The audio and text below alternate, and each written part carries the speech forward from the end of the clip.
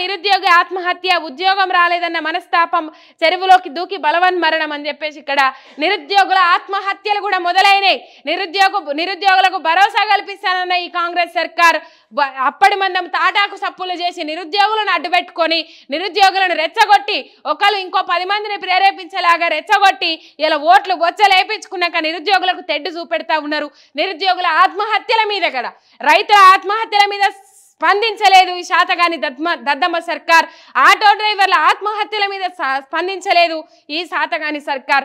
ఇప్పుడు నిరుద్యోగుల ఆత్మహత్యలు కూడా మొదలైన రాష్ట్రంలో ఈ ఆత్మహత్యల మీద కూడా స్పందించకపోతే మీ అంత శాతగాని సర్కార్ ఇంకేది లేదని చెప్పేసి ప్రజల నుంచి ఇంకా తీవ్రమైన విమర్శలు వస్తాయి, ఇంకా తీవ్రమైన వ్యతిరేకత వస్తుంది.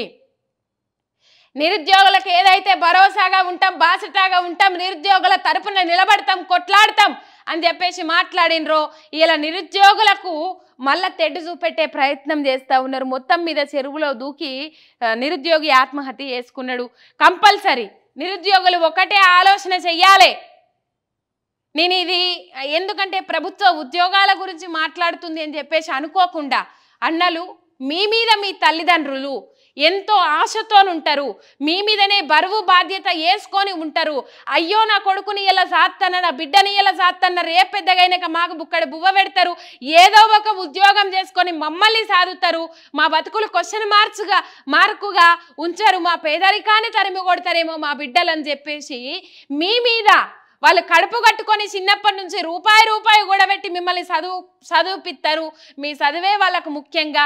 వాళ్ళు మీకు పెద్ద పెద్ద ఆస్తులు ఏమి ఇవ్వకపోయినా ఒకటే చెప్తున్నా, నిరుద్యోగ అన్నలకు అక్కలకు ఒకటే చెప్తున్నా, చేసుకోవడానికి చాలా పనులు ఉన్నాయి. ప్రభుత్వ ఉద్యోగం వచ్చేదాకా ఖాళీగా ఉండే బదులు చేసుకోవడానికి చాలా పనులు ఉన్నాయి. మీరు ఒక్కసారి ఆలోచన చేయండి. ఈ ఆత్మహత్య నేను చచ్చిపోవాలి అనే ఆలోచన ఒకటి వచ్చినప్పుడు ఒకటే ఆలోచించుండ్రి. చాలా మంది చాలా పనులు చేసుకొని బతుకుతా ఉన్నారు.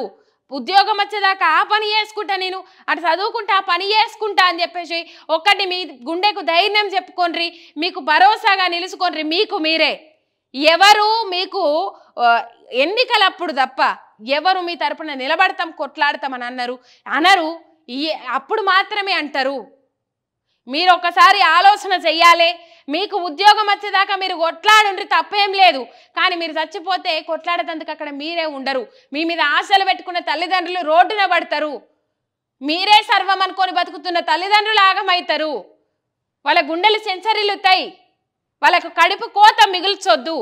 కంపల్సరీ అసమర్థ సర్కార్ల మీద ప్రశ్నించాలి, గొంతు లేవనెత్తాలి.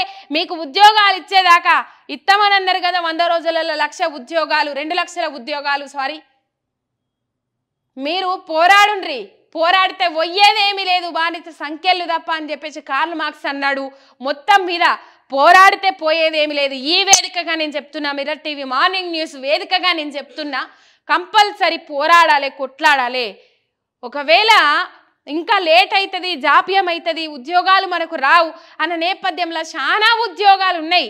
ఇలా ఒక గవర్నమెంట్ ఉద్యోగి సంపాదించాలని జీతం కూడా ప్రైవేటు ఉద్యోగి సంపాదిస్తున్నాడు. మీరు ఆలోచన చేసుకోవాలి. తనువులు జాలించొద్దు, అర్ధాంతరంగా మీ ఆయుష్ ముగించుకోవద్దు. ఏ పరిస్థితులు ఎట్లున్నాయో తెలియదు. జర ఆలోచన చేయండి. తల్లిదండ్రుల గురించి కూడా ఆలోచన చేసి ముంగటికి పోండ్రి. ఇట్లా ఆత్మహత్యలకు పాల్పడద్దు. రైతులకైనా, ఎవరికైనా, నిరుద్యోగులకైనా, నిరుద్యోగ యువతకైనా చెప్పేది ఒకటే, చచ్చిపోతే మీరు చేసేది ఏం లేదు. 4 రోజులు ఏడుస్తారు, ఊకుంటారు, యాదికి వచ్చినప్పుడల్లా బాధపడతారు, కానీ మీరు అనుకున్న లక్ష్యాన్ని సాధించలేరు. పోరాడుండ్రి, కొట్లాడుండ్రి. కొట్లాడితే తప్పేం లేదు, ప్రశ్నిస్తే తప్పేం లేదు, గలం ఇప్పితే తప్పేమి లేదు. ఇత్తమన్న హామీలు నెరవేర్చేదాకా ఎంబడబడాలి. రైట్. ఆ నిరుద్యోగుల ఆత్మహత్యలు కూడా మొదలైనవి తెలంగాణ రాష్ట్రంలో. ఇక మరి ఈ నిరుద్యోగుల ఆత్మహత్యల మీద స్పందించరా చూడాలి.